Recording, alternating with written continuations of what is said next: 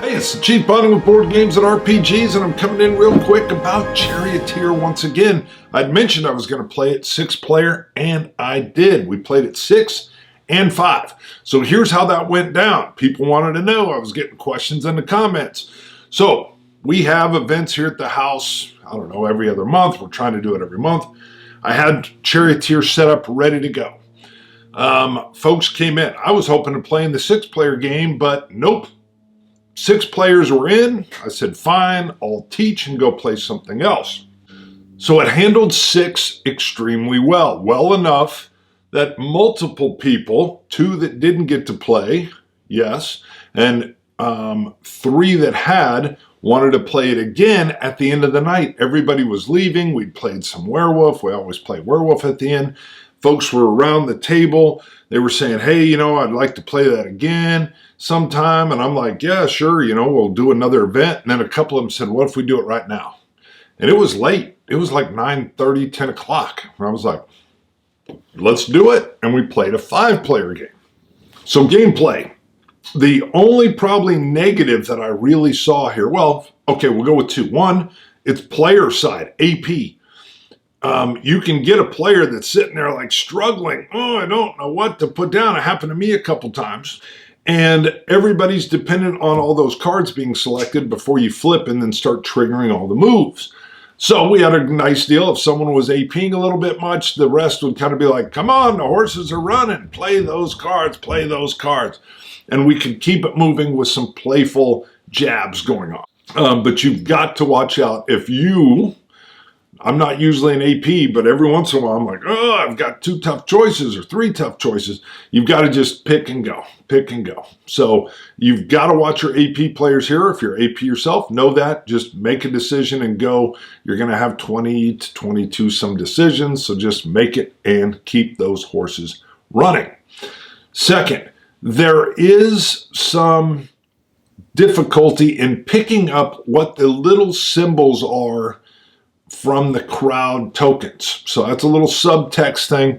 But the exclamation point is a wild card. And I even had to relook that up because you'll have a green exclamation point. Well, that means you can make a wild card can come in if you're playing green sprint cards. And it turns it makes 2 symbols on any card in your hand to add into your set that you're making. Seems pretty simple, but I'd missed it at first. I thought it just did 1 symbol, and then I was looking through the rules and saw, oh, it actually makes 2 of that symbol, which is nice to get you up into, the crowd, another crowd token. But I went away. They played. I could hear, a lot of table talk going on and people passing and a couple questions, how's that whip work again?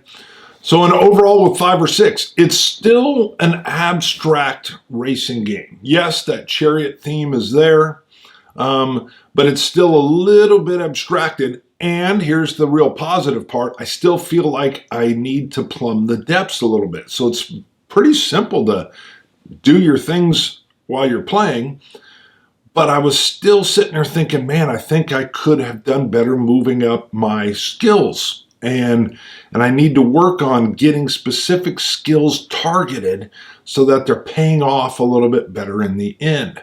It was very interesting how we could not catch the leader in our 5-player game. She got off to a good run, and we got close once, and then she had some great cornering cards and just whoop, and she was out of that corner. And then she had some great sprint cards, and people were joking around that she might lap everybody else in the game. She didn't, but we could not close the distance on her. And it was because she did very good gameplay. I was hoping I could get some of my bonuses to trigger near the end, but I just couldn't get the cards to mesh with those at the end, which of course is some of the things that happen. I think in hindsight, when I was thinking, I should have flushed more cards. I had some good cards, but they weren't going to dovetail in with my skills.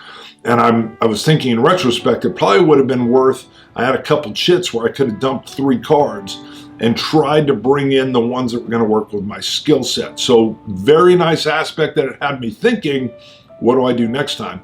And as everybody was leaving, they all said, when we come over next month, we want to play that. We want to play Chariot again. They felt like they grokked it better. At least two of them did on the second play. So big hit, because I wasn't sure how this would go over. This is my lighter this is my lighter gaming group that comes over. So no war games in there at all. Of course, Charioteer is a racing game, but it worked really, really well with 6, and it's already been requested for next time. So hopefully that gives you a little bit of insight on 5 or 6. This game is pretty wild that it handles 6 extremely well gameplay. Again, a little bit longer.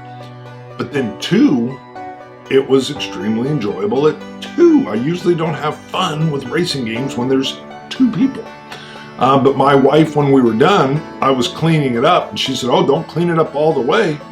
Leave it set up on the table so we can play when you come home from work. And I was like, oh, once again, extended success with Charioteer.